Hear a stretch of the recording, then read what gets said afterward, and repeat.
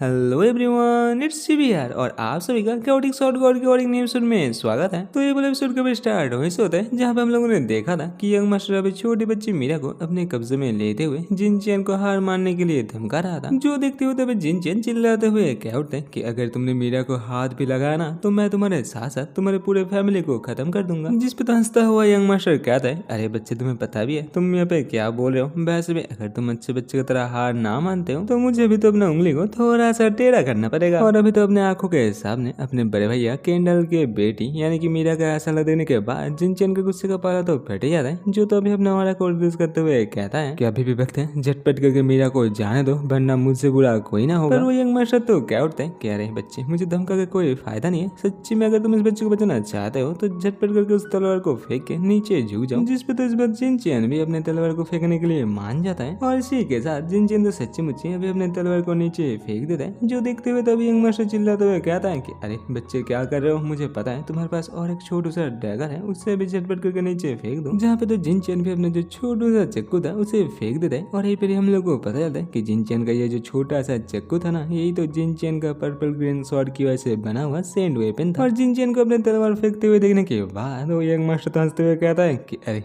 बच्चे अभी तो तुम्हारे पास एक भी हथियार नहीं है तो तुम मेरे साथ कैसे लड़ोगे। और यहीं पर तो हम लोग को जिनचैन के तलवार को दिखाते हैं जो तो अभी तक आसमान के ऊपर ही तैर रहा था। तभी तो सबको अपने तरफ आते हुए देखने के बाद जिनचैन क्या उठता है कि आज मैं नहीं, आज तुम लोग यहाँ पे मरोगे। और इसी के साथ जिनचैन तो बच्ची मीरा को अभी अपने आंख बंद करने के लिए कह देता है। जहाँ पे तो दिखाया जाता है कि थोड़ी देर पहले जिनचैन का जो चक्कू आसमान में तैर रहा था वो तो आहिस्ता आहिस्ता करके यंग मास्टर की तरफ पीछे से बढ़ रहा था। और जिसे अपने तरफ पीछे से आता हुआ ना अभी तो यंग मास्टर भी देख लेता है, लेकिन उस चक्कू का स्पीड इतना ही ज्यादा था कि ये देखने के बाद भी वो यहाँ पे कुछ कर नहीं पाता। और इसी के साथ ये जो नाकारा यंग मास्टर था इसका खेलना तो यहीं पर ही खत्म हो जाता है। और यहीं पर तो अपने यंग मास्टर को अपने आंखों के सामने ऐसे मरते हुए देखने के बाद तीनों के तीनों एल्डर ही चौंक जाते हैं। दूसरे और जिनचैन तो अपने जो छोटू सा तलवा था उसे अपने पास दोबारा बुलाते हुए कहता है कि तुम लोग यहाँ पे फिक्र मत करो क्योंकि तुम लोग भी ना थोड़ी देर बाद ही अपने यंग मास्टर के पास ही पहुंचने वाले हो। जो सुनने के बाद दोनों के दोनों सेंड मास्टर तो आपस में ये बात कर रहे थे कि ये बच्चा ना कुछ अनोखा है क्योंकि मुझे लगता है कि इसके पास ना कुछ पावरफुल बैटल स्किल है। लेकिन तभी ना जो ग्रेट सेंड मास्टर था वो क्या उठते हैं कि अरे भाइयों आप लोग फिक्र क्यों कर रहे हो, वैसे भी यंग मास्टर तो कमजोर थे और हम लोग तो यंग मास्टर से बहुत ही पावरफुल है। चलो इस बच्चे को मार के उसका जो स्पेशल स्किल है उसे हम लोग हथियार लेते हैं। पर तभी ना यहाँ पे तो जिनचैन अपने purple green sword skill purple heaven sword rain का इस्तेमाल कर देता है। जिसका इस्तेमाल करने के बाद ही जिनचैन के पास से तो बहुत सारे छोटे छोटे तलवार अभी बाकी सारे लोगों की तरफ बढ़ना स्टार्ट कर देता है। और अभी ना ये तलवार का बरसात देखने के बाद जो ग्रेट सेंड मास्टर था वो सबसे कहता है कि अरे तुम लोग एक काम करो, तुम लोग इस बच्चे के साथ इधर फाइट कर लो, तब तक मैं यहाँ से चला और जाके मैं मास्टर को इसके बारे में बता के आता हूँ। जिसपे तो उसके बाकी सारे साथी क्या उठते हैं कि अरे बेशरम धोखेबाज, ऐसे कैसे कर सकते हो, ऐसे हम लोग को मरने के लिए छोड़ के तुम कैसे भाग सकते हो। पर वो कहाँ किसका सुनने वाला था, वो तो मौका मिलते ही ऐसे दुम दबा के भाग लेता है। जिसे भागते हुए देखने के बाद जिनचैन क्या उठते हैं कि अरे